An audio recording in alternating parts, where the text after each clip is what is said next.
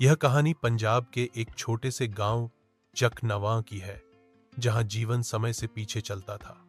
यहां न सड़कें थीं, न स्कूलों में उस्ताद समय पर आते, लेकिन एक लड़का था, शहबाज, जिसने ख्वाब देखा कि वह अपने गांव को बदल कर दिखाएगा।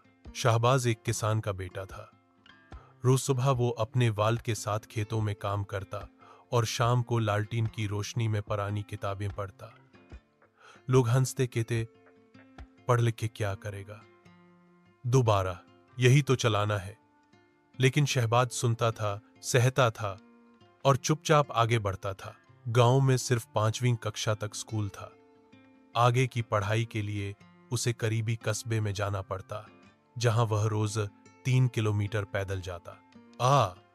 बारिश हो या धूप, कई बार वह गीले कपड़ों में स्कूल पहुंचता, लेकिन कभी शिकायत न करता। उसके पास किताबें नहीं थीं, तो वह पुरानी कापियां चुनकर उन पर दोबारा लिखता।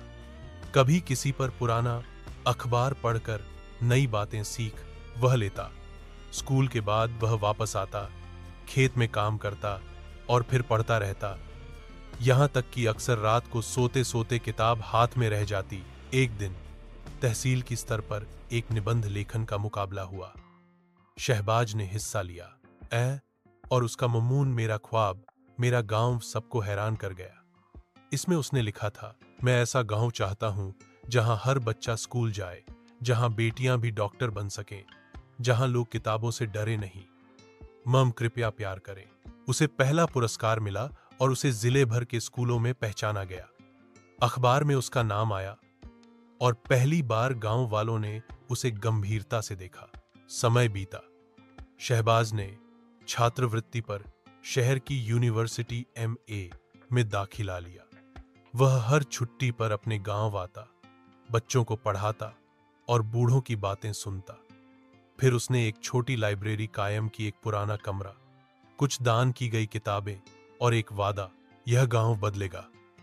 कैसा? उसके बाद शहबाज ने शिक्षा पूरी की और गांव वापस आकर एक स्कूल स्थापित किया अपनी जमीन पर, अपनी कमाई से। वह अब मास्टर शहबाज कहलाता है। उसके गांव के बच्चे आज सरकारी अफसर, डॉक्टर और उस्ताद बन चुके हैं। लोग अब शहबाज को देखकर कहते हैं, यह वही लड़का है ना जो बारिश में भीग कर स्कूल जाता था। और शहबाज मुस्कुराकर कहता है, हाँ, लेकिन अब हमारे गांव के बच्चे बारिश से नहीं, जहालत से डरते हैं।